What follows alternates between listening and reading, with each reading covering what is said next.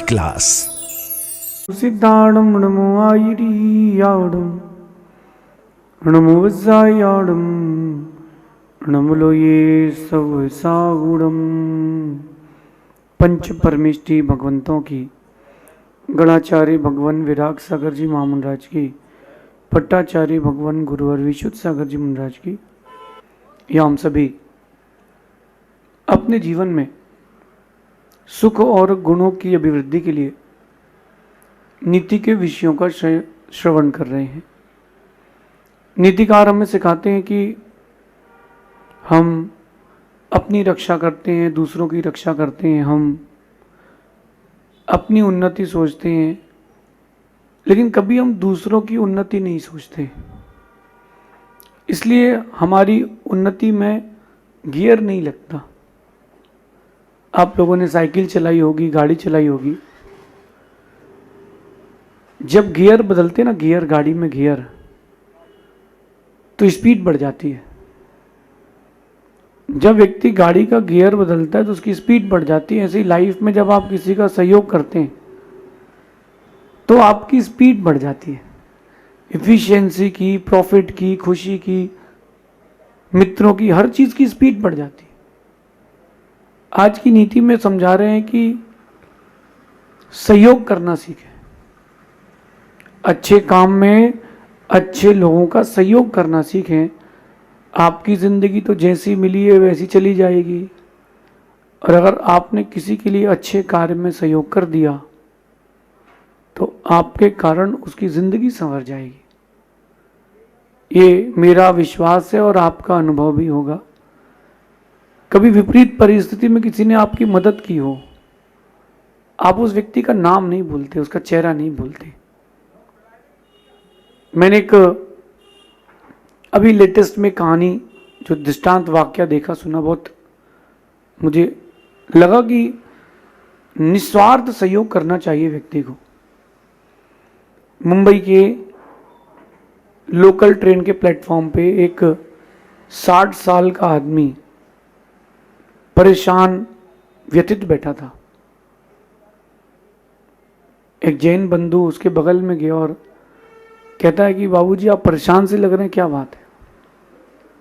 ये जैनों की क्वालिटी रही है, वो दूसरों की बिना किसी कारण भी मदद कर देते रहे, चाहे वो टोडरमल जी हो या कोई और हो। उन्होंने कहा आपको ज़रूरत है, मैं तो आपके साथ हूँ, चाहे भामाशाह क्यों ना हो। तो वो गया और कहता है कि आपको मैं आपकी क्या मदद कर सकता हूँ, बताइए। जिसने बोला था कि मैं क्या मदद कर सकता हूँ, वो स्वयं बहुत परेशान था। उसके पास भी इतनी कोई व्यवस्था ही नहीं थी कि वो किसी की मदद कर पाए। इवन दो अगर 5,000 रुपये भी वो महीने के बचा ले तो उसके लिए बहुत बड़ी बात थी। अब उसने बोल तो दिया कि मैं अभी क्या मदद कर सकता हूँ। वो वृद्ध बोलता है कि मेरा एक्चुअली बैग चोरी हो गया, उसमें मेरा पैसा था, फ़ोन था, अब मेरे पास एक भी नंबर याद नहीं है किसी का, और मुझे अपने घर तक जाना है। मेरा घर यहाँ से 60 किलोमीटर दूर है, मेरे पास कोई साधन नहीं है जाने का, ना पैसे हैं। तो उसने कहा आप मुझसे पैसे ले लीजिए, कितने चाहिए?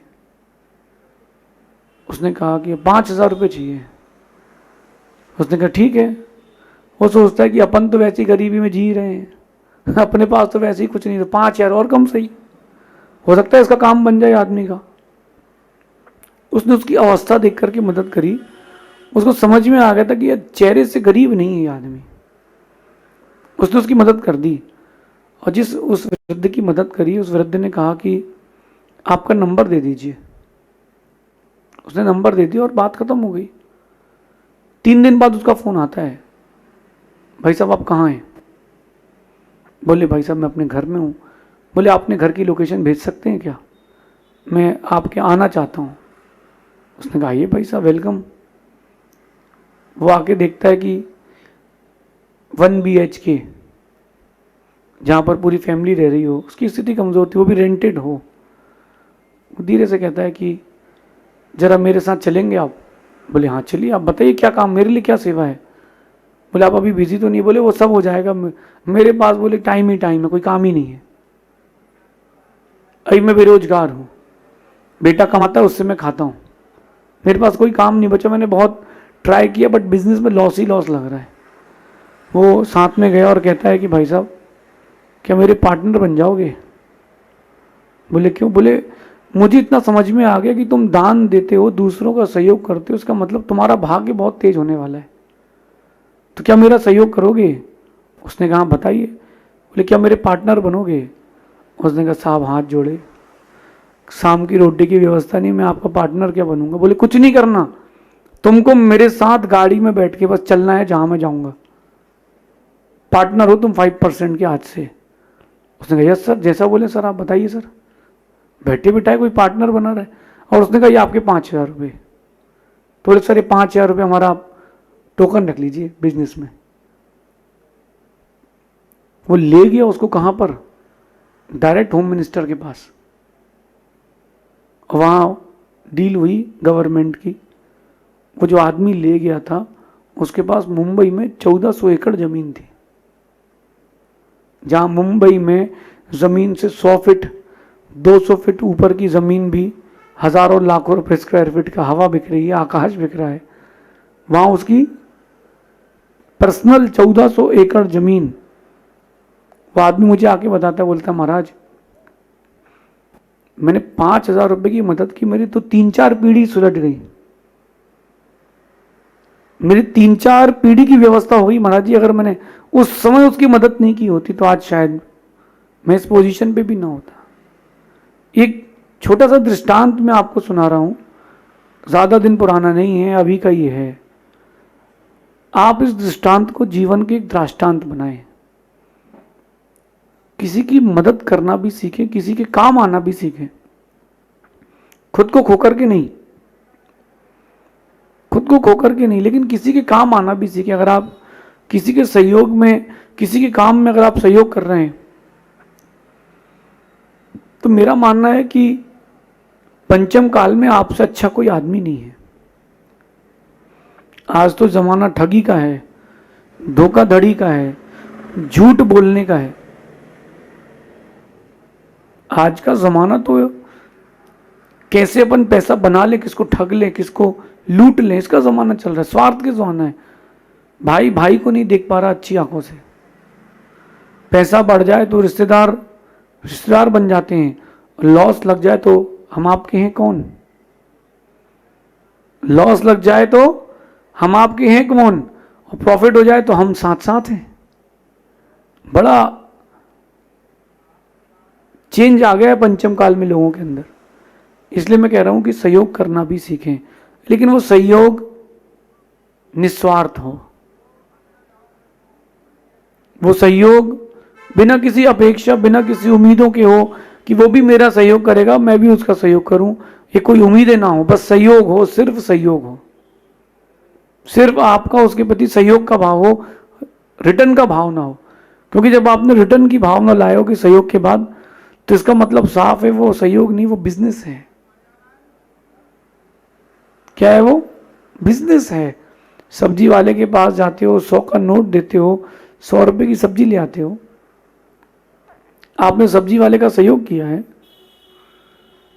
एक ऑटो वाले को आपने किया और 200 रुपये दियो, आपको यहां तक छोड़ गया मेरे पास, तो आपने उसको 200 रुपये देके सहयोग किया है। आपने बिजनेस किया है, आपने अपना काम निकाला है। सहयोग तो वो होता है कि फिर कोई मतलब ही नहीं है, काम खत्म, पीछे मुड़ के देखना ही नहीं।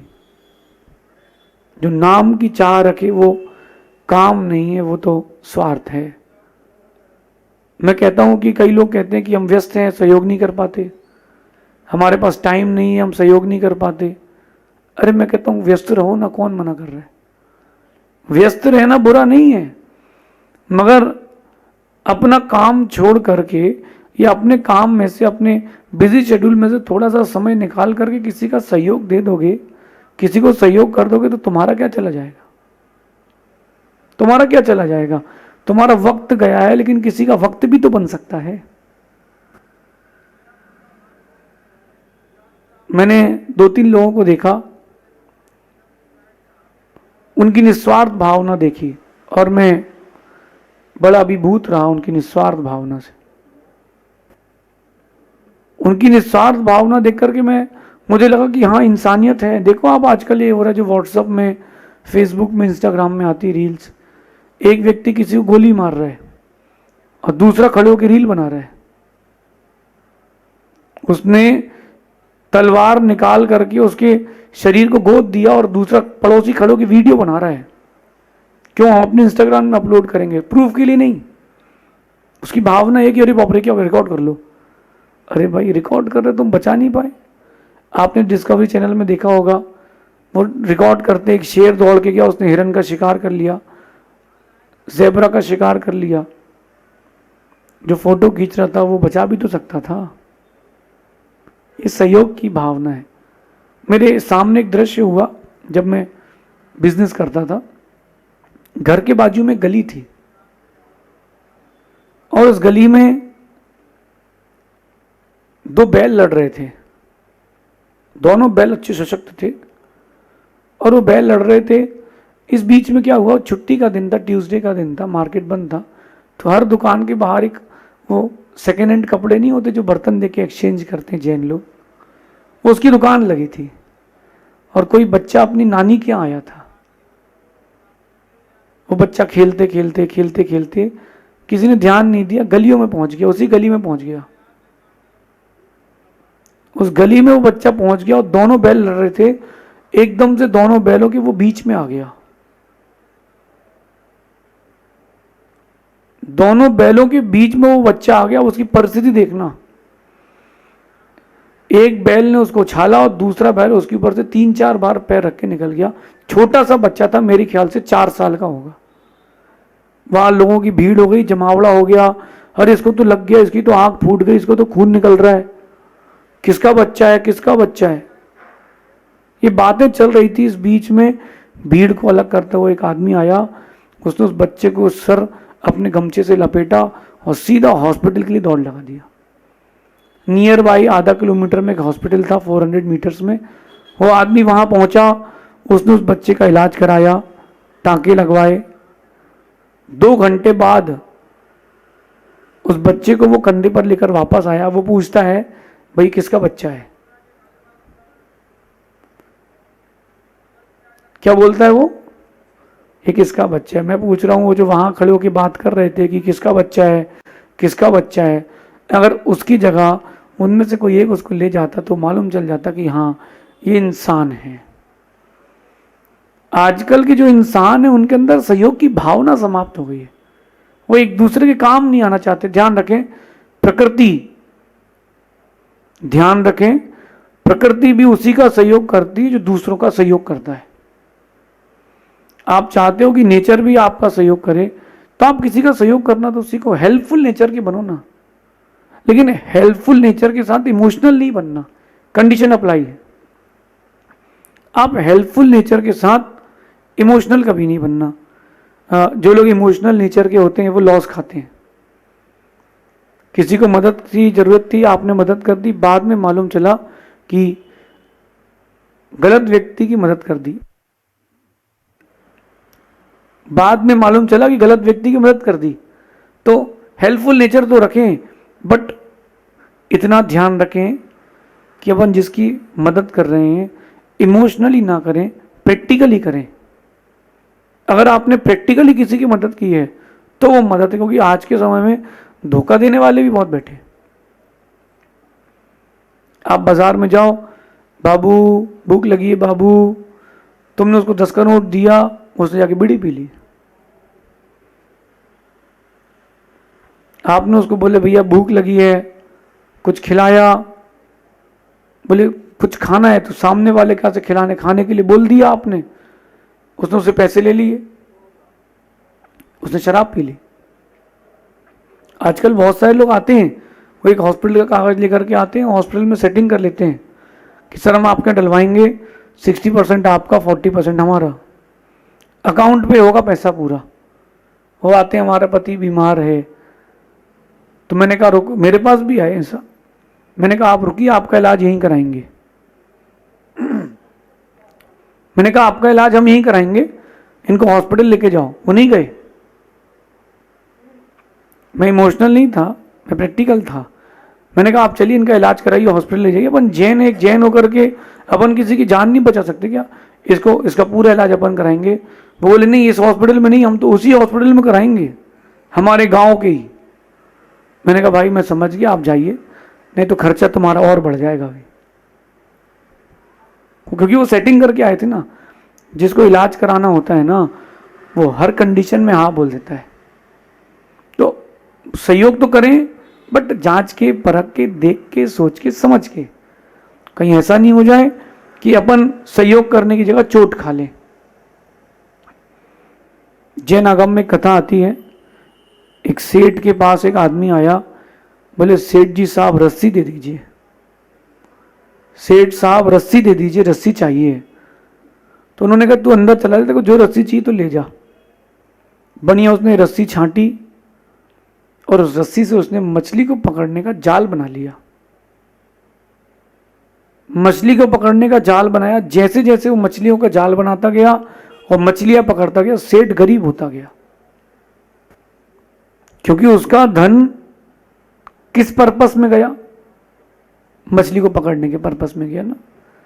सेठ की भावना नहीं थी ये, लेकिन सेठ ने भावुकता में दे दिया। अरे अपने को एक बिंडल रस्सी से क्या फर्क पड़ता है? नहीं, पूछो, आप किसी का सहयोग करते हो तो जांचो आपके सहयोग का दुरुपयोग तो नहीं हो रहा है। और झूठ बोल करके कोई अगर आपसे सहयोग ले रहा हो, कभी मत देना।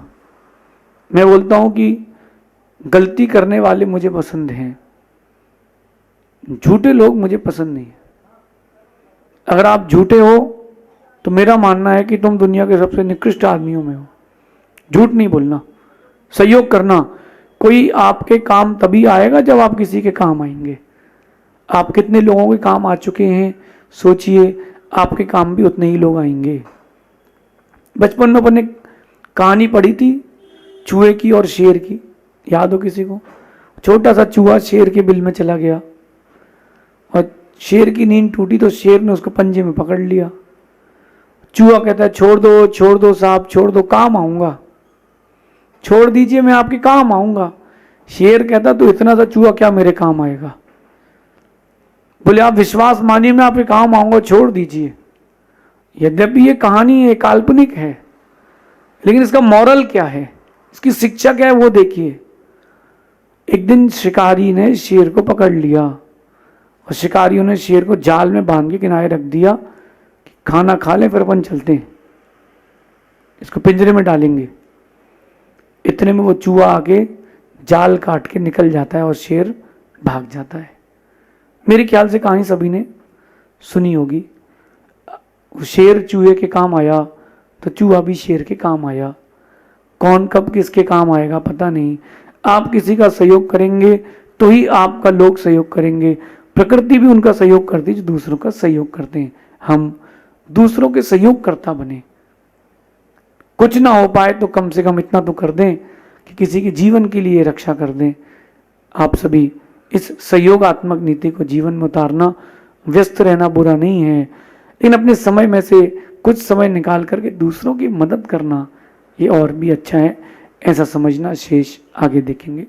भगवान महावीर स्वामी की